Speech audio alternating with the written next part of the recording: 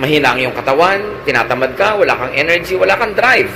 So dapat namumuhay ang tao sa paraan na siya'y palayo ng palayo sa mga infection, sa mga accidents, dala ng kapabayaan at karumihan at kaguluhan ng paligid. 2 Timothy 2:21, all who cleanse themselves of the things I have mentioned will become special utensils, dedicated and useful to the honor of the house, meaning the Lord, ready for every good work. So to be ready for every good work, which is also equivalent to be ready to become an instrument and a channel of blessing, which is also the same as to be ready to be the recipient of blessing. One is to rid themselves of all those filth, all the disorderliness, and all the dirt mentioned in many, many verses in the Bible. Kaya nga ang kalinisan ng katawan, ng pamamahay, ng kapaligiran at kaayusan nito kasama sa pag-attract ng blessings. Paano ka naman dadapuan ng kapalaran kung ang gulo-gulo, ang dumi-dumi, ang baho-baho, mga kabaligtaran ng katangian ng Diyos?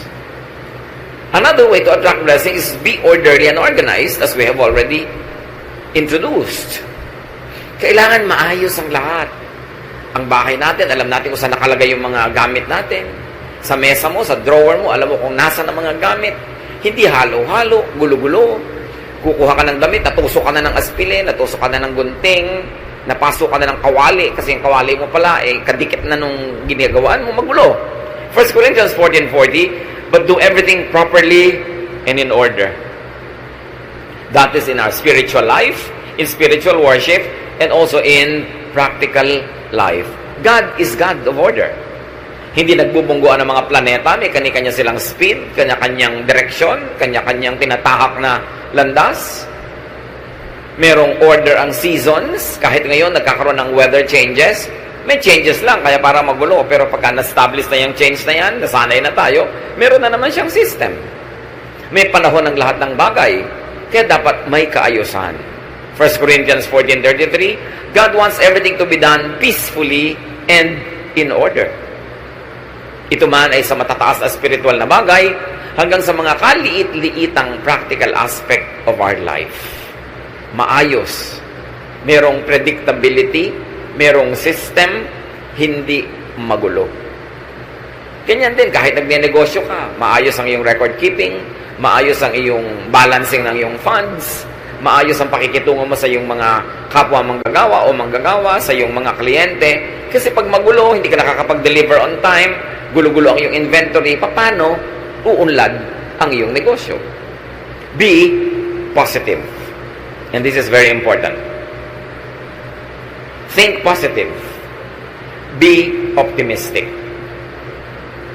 Tuwing tayo'y nag-iisip ng negative, ng masama, ng nakakatakot, nakaka-discourage, tatandaan niyo mga kapatid, meron kayong option na yung kabaligtaran nun ang isipin. Na imbes na yung nakakatakot ang isipin yung kapayapaan sa pananalig sa Panginoon. Imbes na ang isipin mo ay yung nakaka-discourage, pwede ang isipin mo nakaka-encourage. Kung pwede mong isipin ang nakakalungkot, pwede mo ring isipin ang nakakasaya. Choice mo yan. Mark 11:24, everything you ask for in prayer will be yours if you only have faith. This is full of meaning. Lahat daw ng hinihingi mo sa panalangin ay magiging sayo, mapapasayo kung nananalig ka. Ang akala ng iba, ang prayer, yun lang inuusal ng bibig. Yung Lord, magpe-pray na po ako, ito na po ang prayer ko, amen, at yun ang prayer. That is verbalized prayer, only one of the many forms of prayer.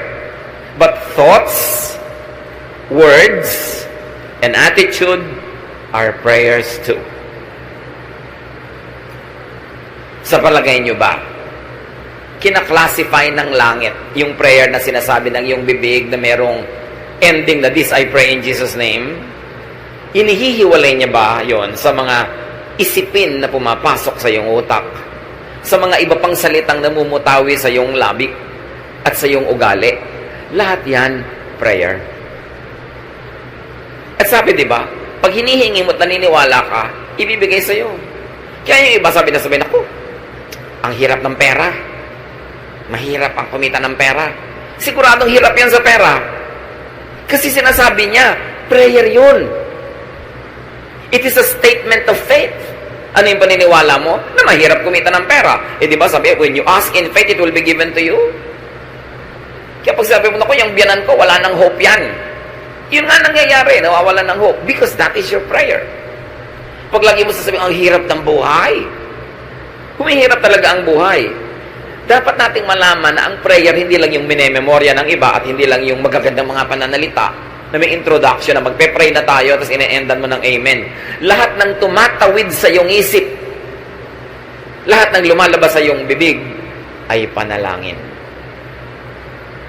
Kaya pag sabi ko, naku, wala na akong pag-asa, ganito lang ako, nagiging ganun ka talaga. Kasi yun ang hinihingi mo. And the greatest deception is people don't realize that they are always praying. And only when you think that way, will you realize that it is possible to pray without ceasing. Di ba sabi, pray without ceasing? Pwede ka ba namang hindi tumigil manalangin? Yes, kasi pati ang iniisip mo, panalangin. Pati ang panaginip mo, panalangin. When it crosses your mind, it registers in heaven. Because we connect with God through our thought. Paano ba tayo kumukonect sa God? Through our hands? Nakikipag-holding hands ba tayo sa Diyos? Through our lips? Through our feet? No, through our thoughts. And what you think of, get registered in heaven. And when you believe in what you are thinking of, therefore you believe in your prayer, it is given to you. That's why, watch your thoughts. Minsan, sarili mong anak, sabi mo, itong anak ko na to, bobo to eh. Prayer mo yun. It is a statement of faith. Pag sasabi mo, wala naman lalaking faithful, eh di ganun nga mangyayari sa husband mo sa'yo kasi sinasabi mo na eh, pinagdadasal mo na. Bantayan natin ang mga pinagsasasabi natin kasi natutupad. That is the great and mysterious power of the spoken and the unspoken word. It happens. Kasi we were created in God's image. At pag ang Diyos inisip niya at sinabi niya, nangyayari. Pag sinabi niyang, let there be light, nagkakalight. Pag sinabi niyang, let waters and the earth separate, nangyayari. If we were created in God's image, may kapangyarihan ang ating salita. That's why with every word you say, you either bless or curse your own life and others. Kaya dapat mag-isip. Attract blessings, speak good, kind, and positive words. Siyempre, birds of a feather flock together. Ang nagbabarka-barkadahan, ibong magkakamukha ng balahibo. At ganun din yun. Kung ang balahibo ng yung ibon ay puro negative, ang ma-attract niyang kabarkada, negative din. Pag kulang ng pananalig, yun ang ma-attract niya. Weakness, failure, fear, kasi magkakabarkada yun. Proverbs 16:24, kind words are like honey. They cheer you up and make you feel strong. So have only kind words for others to strengthen them, and have kind words also for yourself to strengthen yourself. And when you are strong emotionally, when you are strong spiritually, you become strong physically. And when you are physically, emotionally, spiritually strong, you are ready to receive blessings. Blessings go to the strong, to the happy, to the positive. Because magkamukha sila, magkabarkada sila. Prepare yourself to be blessed. Pag may nangyayaring hindi maganda sa iyong buhay, pwede mong yun i-celebrate. Palakihin mo siya. Hindi maganda ang buhay ko, kawawa naman ako, api ako, wala akong talent, mahirap ako. Sige, paulit-ulitin mo. At di kanyan iiwan. To change a situation, you've got to change your thought about it first. Be changed by the renewing of your mind. It's all in the mind. It's all in the thought. Kaya pag nakokontrol mo yung direksyon ng yung utak, uy, teka, nagne-negative ka utak, ayoko niyan, ipapositive ko to. Uy, nagiging afraid ka, gagawin ko, faith, ang kapalit, mananalig ako. Decision yan. So kind words are like honey. You know, unkind words are like acid. Pag ang bibig mo, lagi ang laman unkind words, parang lalagyan niya na may lamang asido. It destroys its own container. So prepare to be blessed by thinking positive, by being positive. It is a choice. It is a habit. To be positive or to be negative. But you know that God is positive. Paano kanya i-bless kung negative ka? Hindi ka handang tumanggap. Another way to attract blessings is to be a blessing to others. Matthew 5:16, make your light shine so others will see the good you do and praise your Father in heaven. When people praise God because of what they see in you, is it too far for God and too difficult for God to bless you? Because He gets delighted when He is praised. And He is worthy of praise. Pero kung napipintasan ng Diyos dahil sa'yo, alam mo na kung anong ina-attract mo na energy. Yung kasabihang talbog sa akin, dikit sa'yo. Pag blessing ka sa iba, tatalbog din yung blessing, didikit sa'yo. Pagka-curse o sumpa ka sa iba, tatalbog yung sumpa, babalik sa'yo didikit. Because what you give is what you get. Ganun ang rule of life. What you give is what you get. So when you give blessings, anong ibibigay sa'yo ng kalangitan? Kundi blessings din. Kaya yung mga mararamot, yung mga mahilig na gumawa ng masama sa kapwa, manira, hindi nila alam, sarili nila ang magiging sira pagkatapos nun. Bumabalik at bumabalik sa atin parang boomerang ang lahat ng ating hinahagis. Kaya kung dumudura ka sa langit, sa mukha mo rin lalaglag ang iyong dura. Pagka nang aapi ka ng kapwa, may balik yon. Pag naninira ka, gumagawa ka ng masama, may balik yon. Kaya nakikita nyo most of the time, yung mga chismosa, hirap sa buhay. At kung hindi man sila nahihirapan ngayon, baka bukas pa. Pero kadalasan, isipin nyo lahat ng chismosa ang kilala nyo sa buhay nyo. Mga hirap sa buhay. Kasi negative. Kasi laging naninira. You attract blessings, give. Be a giver of good things. Be generous with what you give. Proverbs 11:25, be generous and you will be prosperous. Help others and you will be helped. Napakadali namang maintindihan. Gusto mo palang lumuwag ka sa buhay, sumagana, maging mariwasak, maging palabigay, at palabigay ng pabulosong paraan. Kasi sabi, pag tinutulungan mo ang iba, tutulungan ka rin ng Diyos at ng iba. Yan ang sikreto para lumuwag ang buhay. Huwag kang maramot. Nakikita niyo yung mga mararamot? Mga hirap na hirap din sa buhay. Kumisan, ang damot-damot, laging nanlalamang, nakakaipon ng konting pera, tapos biglang isang grabeng sakit, ubos ang pera. Nagbabalansi lagi. God is the greatest accountant. Laging may debit, may credit, laging may balance. At binabalansin ng langit ang lahat ng negative na binibigay natin sa kapwa at sa mundo. At ganun din ang positive. Ibinabalik. What you give is what you get. Yan ang rule ng kalangitan. And you keep what you give away. Parang baligtad, pero ganun talaga. You lose what you are trying to selfishly keep for yourself. But what you try to give comes back to you. And even if it doesn't come back to you the moment you give it, the mere fact na may ibinigay ka, ibig sabihin na una ka nang tumanggap. Kaya pwede ka na magbigay. Kaya kahit hindi ibalik yon, panalo ka na rin kasi may naibigay ka nga. Ibig sabihin, may natanggap ka na noon pa. Kung hindi, wala ka namang ibibigay.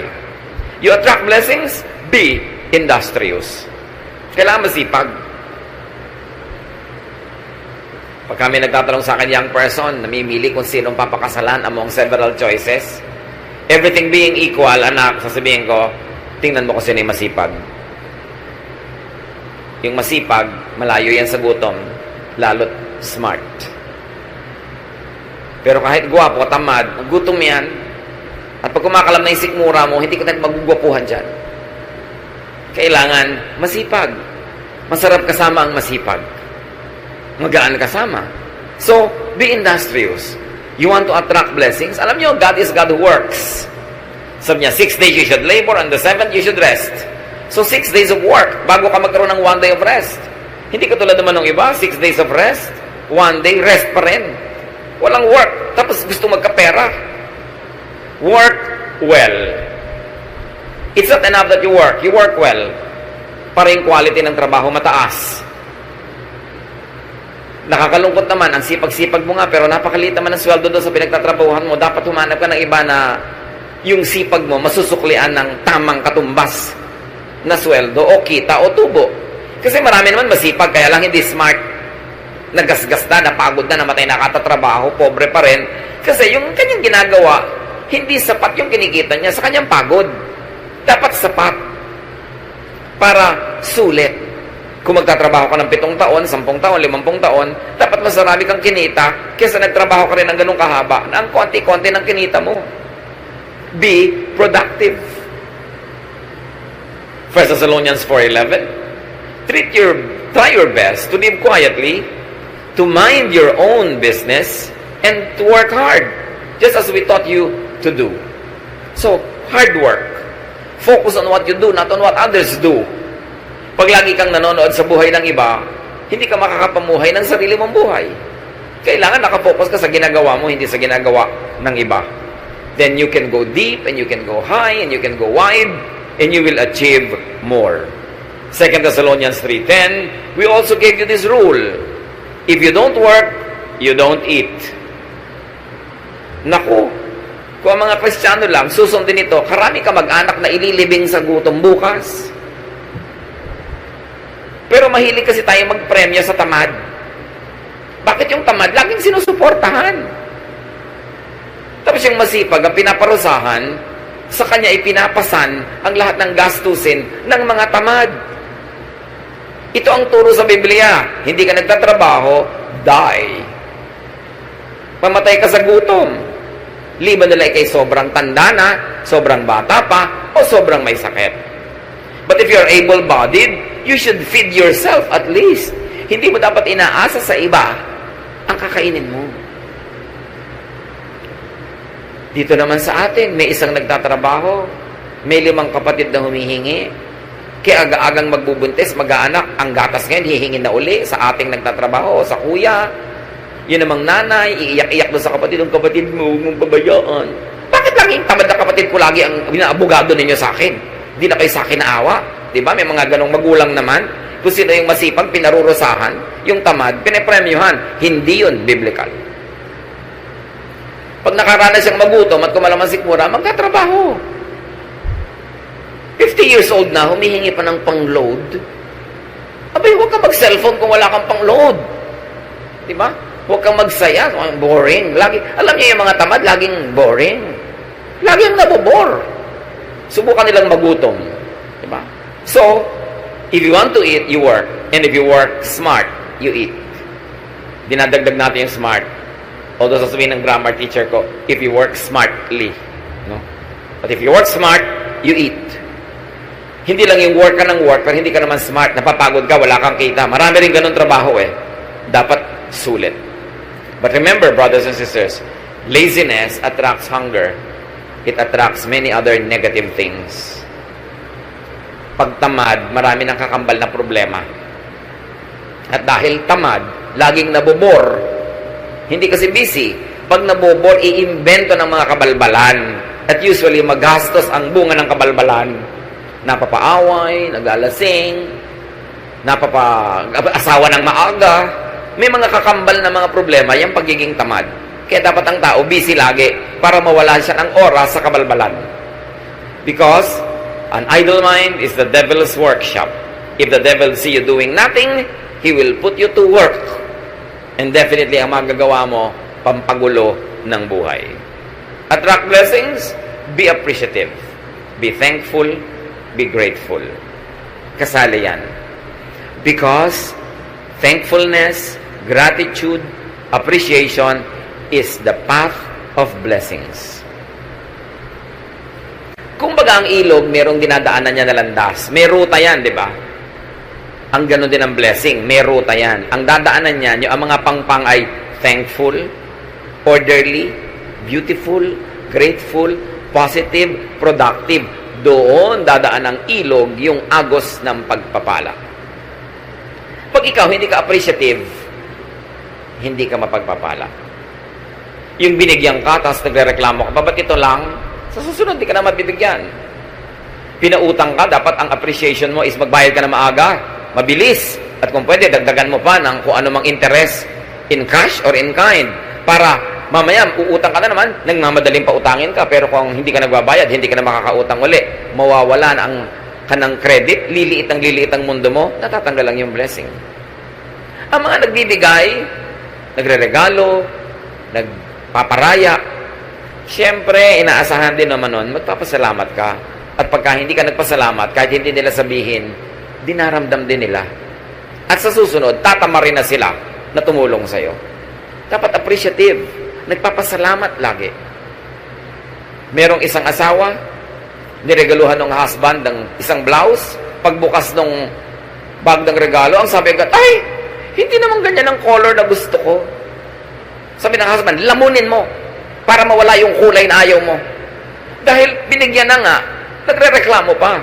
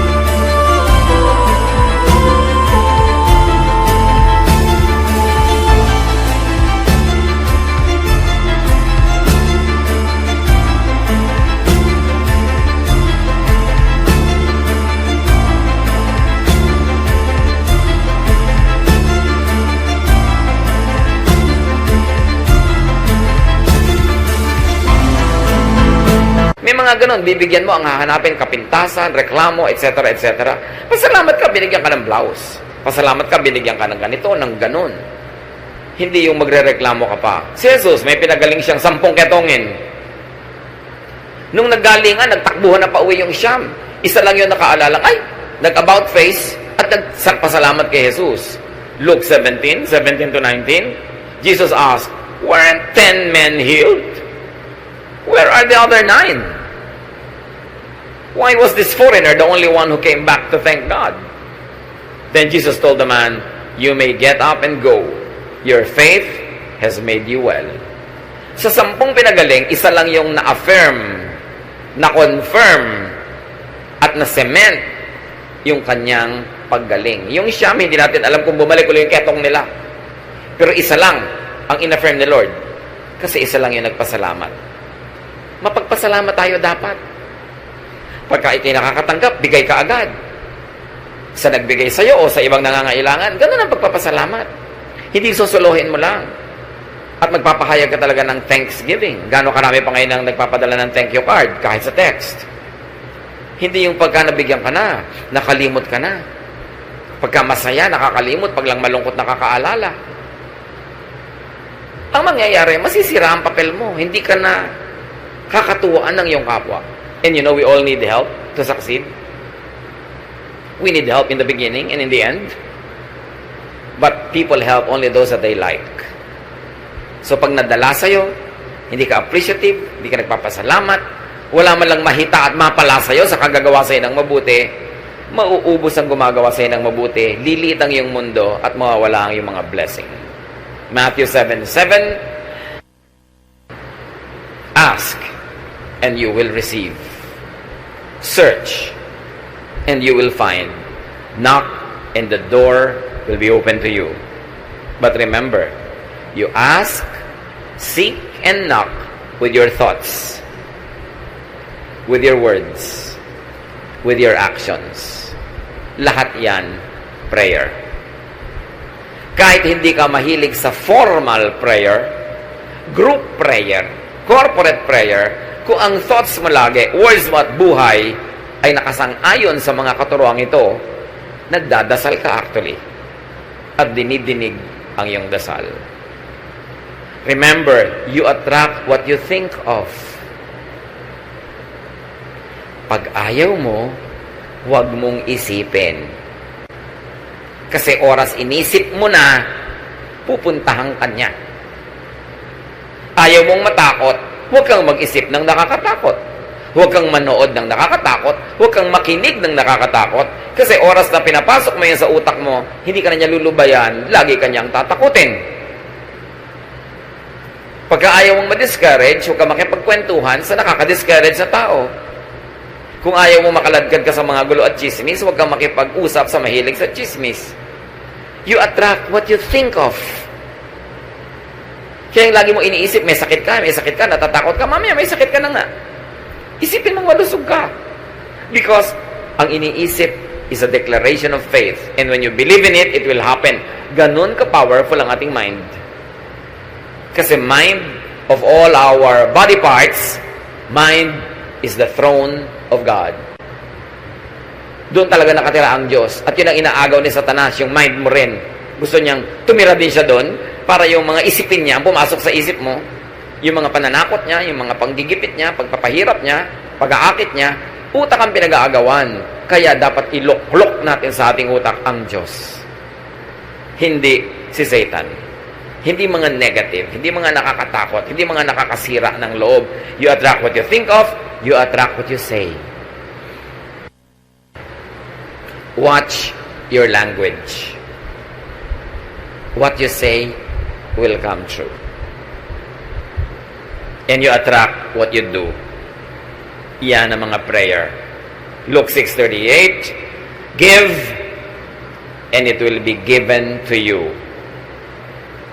A good measure, pressed down, shaken together, and running over, will be poured into your lap. For with the measure you use, it will be measured to you. Kung anong ibinibigay mo, yun ang tatanggapin mo. Kung paano ka magbigay, ganun ka rin paano tatanggap. So give, and you will receive. Be a blessing, and you will be blessed. Dear Lord, we thank you for these reminders. Salamat sa mga paalala nyo na hindi naman mahiwaga para mabless. Itinuro nyo sa inyong salita kung paano kami mabibless. Buksan nyo po ang aming isip. At sa mga alam na namin, turuan mo kami maging masunurin, that we do not resist your word when we hear it. That today as we hear your word, we do not harden our hearts as in rebellion, kundi maging teachable kami. And we should be willing to change our ways, to change from negative to positive, from ungrateful to grateful, from unloving to loving, from unhappy to happy. Teach us, Lord, to pattern our thoughts after the thoughts of your Son, Jesus. Madisiplina namin ang aming isip at ang aming bibig at tumindig kami lumugar kung saan dumadaan ang agos ng iyong pagpapala. Pagbulay-bulayan natin ang mga ito, mga kapatid, kung paano i-apply sa ating personal life. Meditate on it for a minute. Think about what this